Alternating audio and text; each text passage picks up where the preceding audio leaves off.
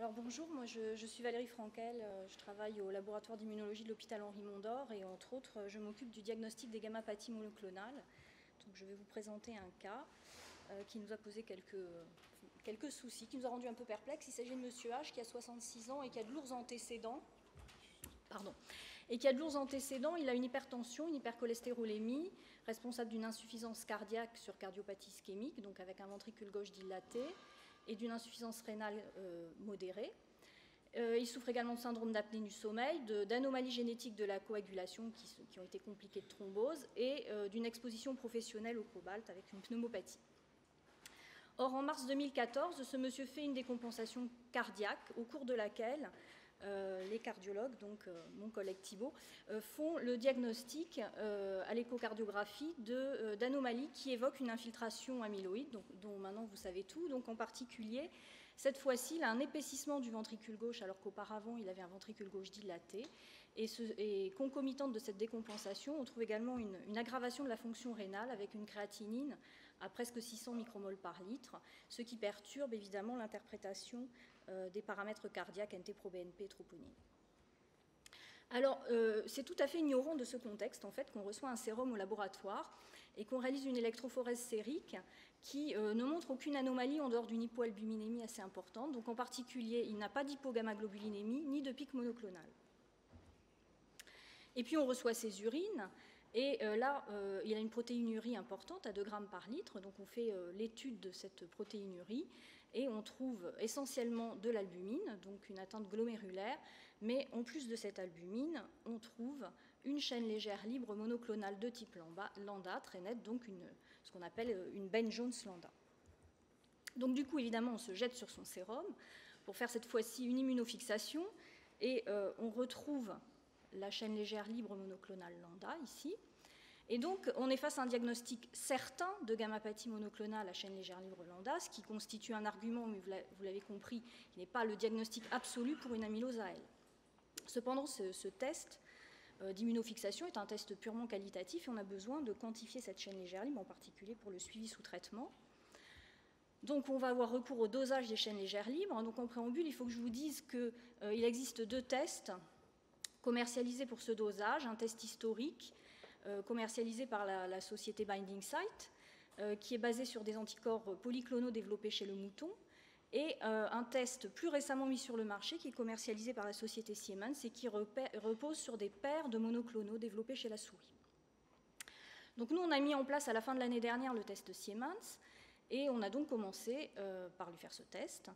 On retrouve bien une augmentation du taux des chaînes légères libres lambda à 140 mg par litre, ce qui est largement au-dessus de la valeur supérieure de référence qui est à 27.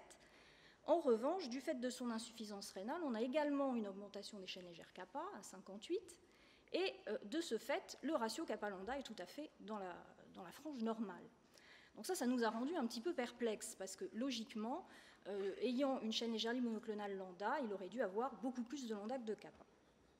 Donc on s'est dit, qu'à cela ne tienne, faisons le deuxième test.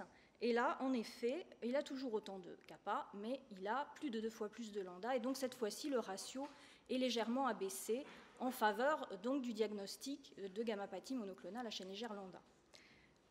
Le différentiel lambda moins kappa qui nous permet d'estimer le taux de la chaîne légère libre monoclonale est donc également supérieur, ici à 256 par rapport à 82 avec le test Siemens. Donc on est face à un échec de diagnostic qui pourrait peut-être s'avérer problématique dans d'autres cas que celui de ce patient. En effet, j'ai repris ici une petite cohorte de 28 patients diagnostiqués à l'hôpital Henri Mondor sur une période d'à peu près 1 an et demi, je crois, et on peut voir que la plupart des patients qui ont une amylose AL ont une chaîne légère libre monoclonale, détectable par l'une ou l'autre des techniques que je vous ai présentées. Et la moitié d'entre eux ont uniquement cette chaîne légère libre monoclonale détectable. Et 2 patients, parmi ceux-là, n'ont été diagnostiqués que de façon indirecte grâce à l'anomalie du ratio kappa-lambda. Concernant la mesure du taux de chaîne légère libre monoclonale. On peut voir qu'on a une médiane à 156 mg par litre, du différentiel soit kappa moins lambda, soit lambda moins kappa selon les patients. Donc la plupart des patients en fait sont mesurables, puisqu'ici est représenté le seuil de 50 mg par litre qui est celui des recommandations internationales. Alors, en ce qui concerne la sensibilité des différents tests, spécifiquement pour le diagnostic d'amylosal, on peut voir que le dosage des chaînes légères libres sériques se place en bonne position à côté de l'électrophorèse, qui est relativement peu sensible, de l'immunofixation dans le sérum et de l'étude des urines, avec globalement une sensibilité supérieure à 80%. Alors, tous ces travaux ont été faits avec le kit de référence Binding Site, mais deux études récentes, dont celle que va vous présenter tout à l'heure Arnaud Jacquat, ont comparé également le test Siemens et retrouvent une sensibilité similaire. Mais on peut voir aussi que si on veut approcher de la meilleure qualité diagnostique possible, il faut combiner au minimum tous les tests réalisables sur le sérum et de façon optimale à la fois les tests sur le sérum et sur l'urine. Alors nous aussi, on avait évalué de façon comparative, avant de le mettre en place, le test Siemens par rapport au test Binding Site.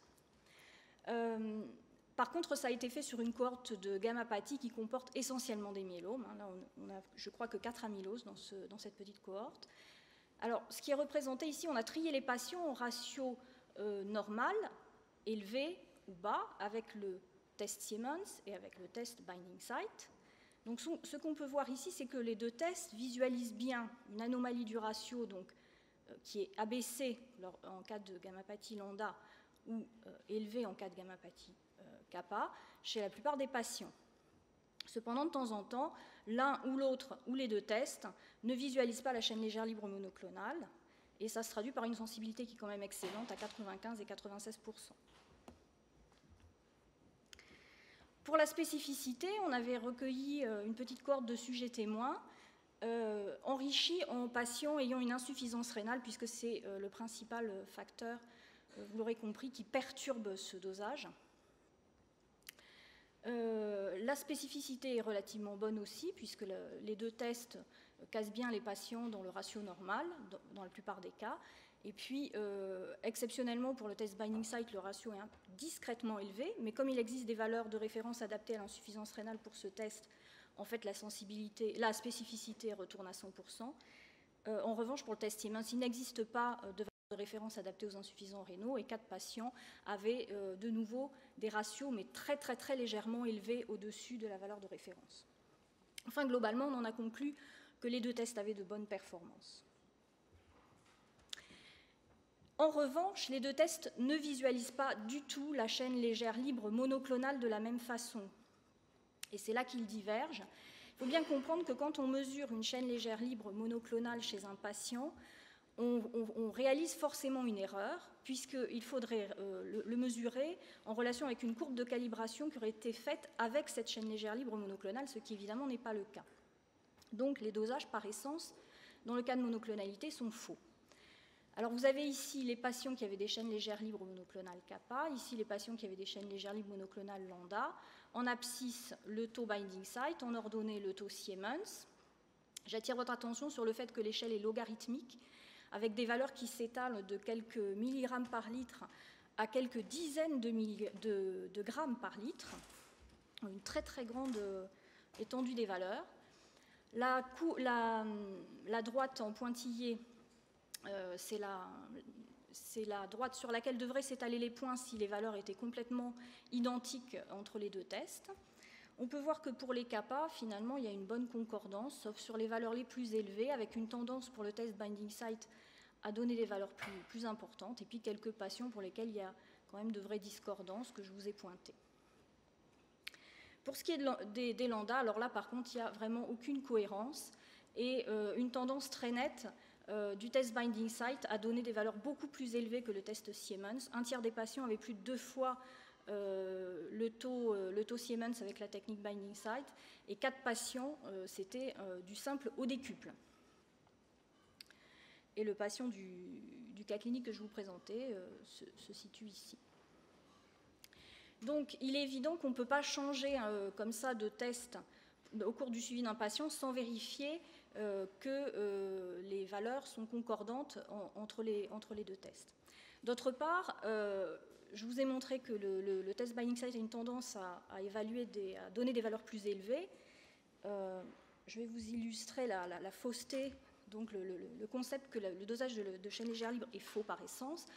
Voilà un patient bien connu qui a un myélome à IgA lambda. Le pic ici ne contient que de l'IgA lambda. Et ici, il a la chaîne légère libre associée qui est parfaitement mesurable dans ce pic bêta 2 à 8,5 g. Or, le dosage de la chaîne légère libre lambda donne un résultat proche de 24 g. Il est évident qu'il ne se cache pas 15 ou 16 g de chaîne légère libre sur ce tracé électrophorétique, donc la valeur est largement surestimée.